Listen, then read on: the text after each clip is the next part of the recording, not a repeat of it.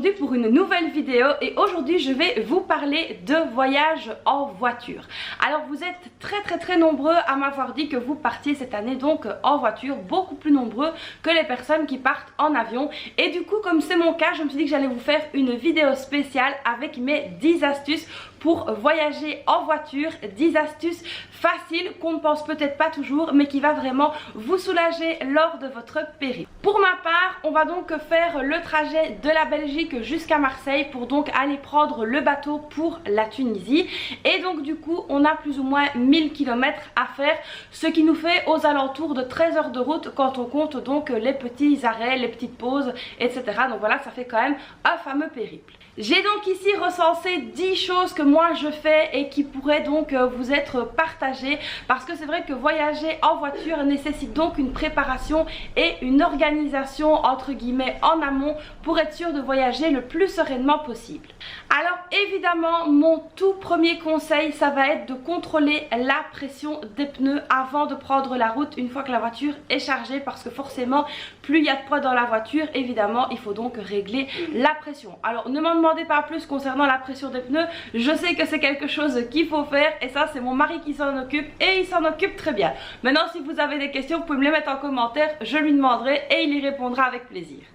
La deuxième chose que je privilégie moi, c'est que je pars de nuit avec les enfants. Alors je pars de nuit pour plusieurs raisons. La première chose, c'est que lorsque vous avez des enfants, ils vont donc faire leur nuit dans la voiture, donc pour eux le trajet va paraître beaucoup moins long. Et puis un aspect évidemment très important, surtout en ce moment, c'est que quand vous voyagez de nuit, il fait donc moins chaud, du coup vous allez avoir tendance à moins mettre la climatisation dans la voiture et du coup vous allez consommer moins de carburant. Donc voilà, c'est vraiment un choix à faire. Et il y a la team qui voyage de jour, la team qui voyage de nuit. Moi personnellement j'ai déjà fait les deux, mais là c'est vrai que le prix du carburant plus la climatisation, ça m'a fait bien réfléchir. Donc cette année on partira de nuit, au moins les filles elles pourront dormir dans la voiture et le trajet se passera beaucoup mieux.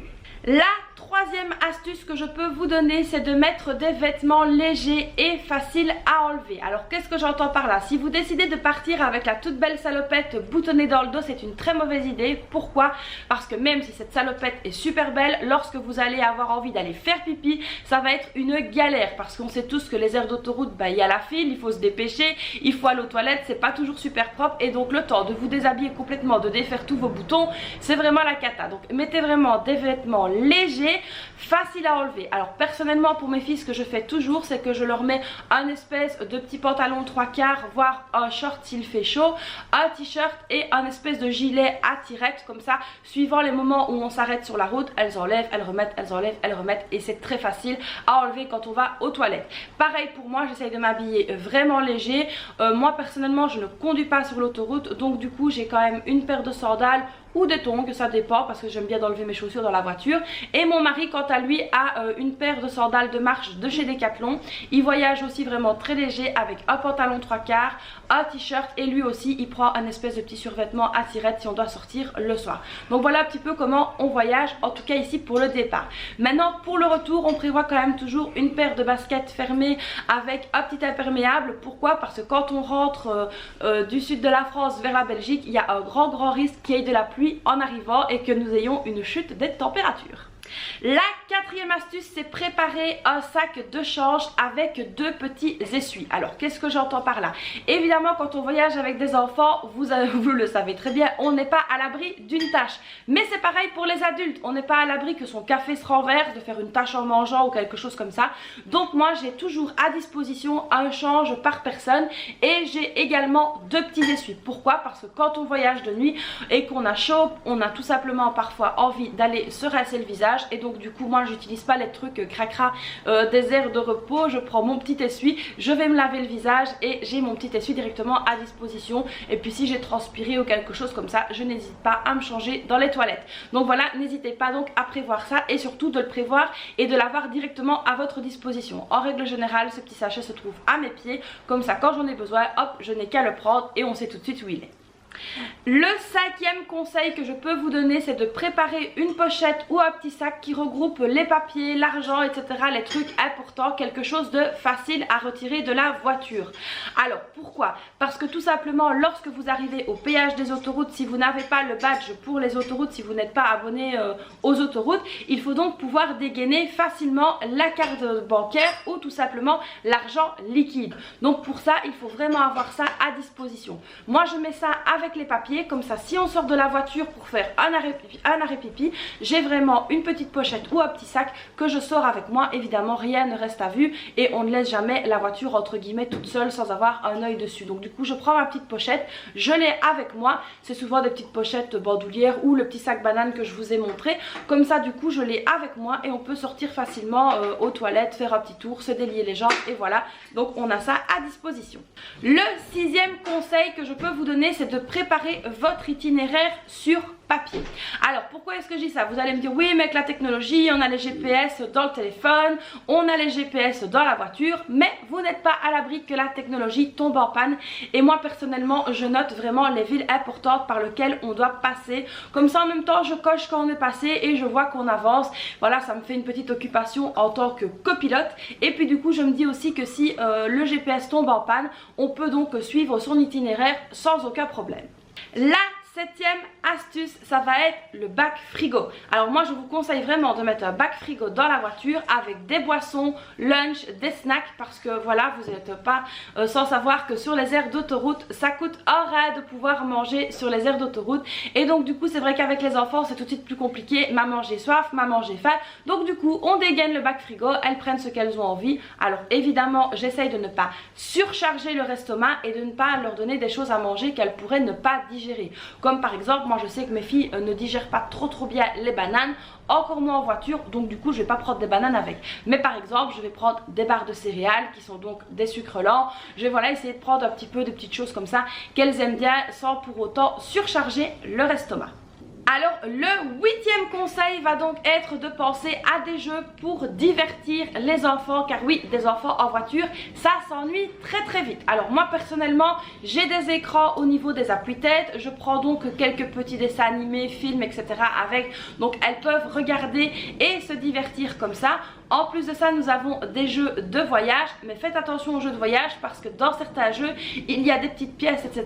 Et puis ben voilà, dans la voiture si ça tombe c'est tout de suite la catastrophe, ça nous fait une dispute pour rien entre les enfants, donc évitez les petites pièces, essayez que les jeux de voyage soient tous bien attachés ensemble. Alors pareil pour les dessins, je sais que moi mes filles adorent dessiner dans la voiture, donc je leur fais à chacune un petit plumier complet. Maintenant malheureusement si ça tombe, eh ben, elles doivent attendre qu'on s'arrête pour pouvoir ramasser, parce qu'il est hors de question évidemment de se détacher sur l'autoroute et de commencer à voyager dans la voiture. Donc évidemment si ça tombe, elles doivent se débrouiller. L'idéal c'est de prendre un plumier avec ou une trousse avec déjà les petites encoches pour glisser les crayons et les marqueurs, comme ça il y a moins de risques que ça tombe, et puis si ça tombe c'est tout le plumier, donc du coup on peut directement aller le rechercher, c'est beaucoup plus facile. Donc voilà, il faut vraiment essayer de penser malin, de penser pratique et surtout d'éviter toute dispute dans la voiture entre les enfants. Maintenant on fait également des petits jeux en famille, comme par exemple on fait le petit bac, on regarde par exemple le premier qui voit une voiture rouge, où on essaye d'inventer des mots avec les numéros de plaques de voiture, enfin du moins avec les lettres. Donc voilà, on essaye un petit peu de voir d'où viennent les voitures, on essaye vraiment de passer le temps comme ça, évidemment quand elles sont réveillées, parce que quand on part de nuit elles dorment beaucoup plus que quand on part de journée. La neuvième chose que je fais, c'est que je me prépare une clé USB avec de la musique. Alors oui, j'essaye de mettre tout sur clé USB pour justement avoir de la musique que chacun aime, que chacun écoute, et comme ça c'est vrai que l'air de rien ça passe quand même le temps d'avoir un fond musical et ça nous aide voilà à être de bonne humeur dans la voiture, parce que c'est pas toujours évident quand on est coincé dans les bouchons ou que tout simplement on doit se taper 12 heures de route. Ben voilà, c'est pas toujours fort gai, mais du coup avec la musique ça nous détend. En plus de ça, ce qui est bien, c'est que même si mes filles écoutent leurs petits films, elles ont évidemment des casques, et donc elles mettent leur casque et nous on n'entend pas les dessins animés derrière, mais on entend notre musique, parce que je peux vous assurer que si pendant 12 heures vous entendez Dora et son sac à dos, arrivé à destination vous n'aurez qu'une envie, c'est de faire bouffer le sac à dos à Dora. Ça c'est du vécu. Le 10e et dernier conseil, c'est de mettre la radio de l'autoroute. Alors honnêtement, on va se le dire, c'est pas la radio la plus fun, hein, mais en tout cas vous serez au courant des problèmes de route, donc des embouteillages, etc. Alors évidemment sur n'importe quelle autoroute que vous allez voir les stations de radio autoroute, et ça c'est vrai que ça prévient en cas de bouchon. Alors je ne sais pas si c'est dans toutes les voitures, mais en tout cas dans la nôtre, quand il y a un point info, du coup la musique qu'on met en temps normal, donc via la clé USB, ben, elle s'arrête et c'est le point info de la radio qui prend le dessus, donc on peut justement l'écouter. Ça c'est vraiment très très chouette parce que du coup on ne loupe rien et on a toujours les infos, je vais dire à la minute. Alors parfois ce sont des infos qui ne nous intéressent pas parce que qui sont à l'opposé de nous ou dans le sens inverse, mais ça arrive que lorsque sur notre trajet il y ait des embouteillages, ben, on soit au courant via la radio de l'autoroute, donc n'hésitez pas à la mettre. Alors comme je vous ai dit, hein, même si la musique n'est pas toujours au top, que c'est des années 60, au moins on est au courant de ce qui se passe sur la route. Donc voilà les amis, j'espère que mes 10 conseils pourront donc vous aider à voyager en toute sérénité, que vous passerez évidemment un bon trajet si vous partez en voiture, et évidemment que ces vacances pourront donc commencer du moment où vous serez dans la voiture. En tout cas pour nous c'est le cas, du moment où on se met dans la voiture, on sait que les vacances peuvent déjà commencer. Donc voilà les amis, je vous souhaite de très très belles vacances si vous partez. Je vous souhaite évidemment une très bonne route. Soyez prudents, n'oubliez pas de vous arrêter régulièrement, de vous aérer parce que ça fait du bien. N'hésitez pas aussi à vous délier les jambes, à vous promener un petit peu, à marcher pour faire circuler donc le sang dans les jambes et dans le corps. Ça aussi ça aide vraiment à avoir une bonne conduite. N'hésitez pas évidemment à ne pas rouler trop vite parce que c'est vrai que très souvent on voit des voitures qui foncent à côté de nous. Alors nous honnêtement sur la route on est des pépères, on se met à 110 et on reste comme ça jusqu'à Marseille et ça se passe très bien. Donc voilà, n'appuyez pas sur le champignon, ça ne sert à rien. Partez assez longtemps à l'avance pour éviter justement les petits soucis sur la route. Et donc moi je vous souhaite une très belle route si vous partez en vacances. J'espère que cette vidéo vous aura plu, vous aura donné des conseils et puis vous aura diverti un petit peu. N'hésitez donc pas à liker la vidéo, à vous abonner à ma chaîne si ce n'est pas encore fait, à activer la petite cloche évidemment pour être au courant de toutes mes vidéos. Moi je vous fais donc plein de bisous et puis je vous dis à très vite pour une prochaine vidéo. Bye bye!